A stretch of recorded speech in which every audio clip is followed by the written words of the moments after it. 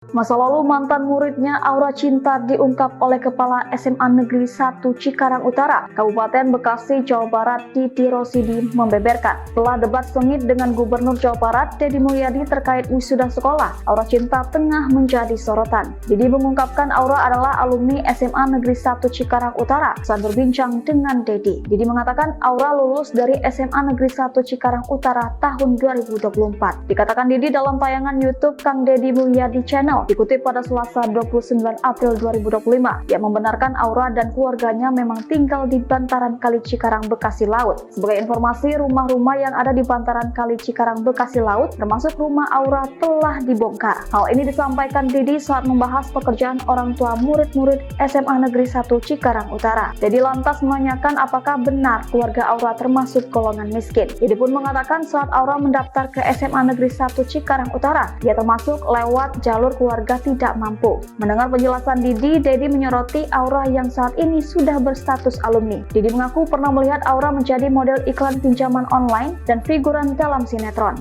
Menimpali pernyataan Deddy, Didi membenarkan Aura memang pernah menjadi pemain figuran. Menurut Didi, Aura sudah menekuni dunia akting sejak masih sekolah. Bahkan kata Didi, semasa sekolah, Aura beberapa kali meminta izin untuk keperluan syuting. Didi juga menyebut Aura memang memiliki bakat di dunia akting.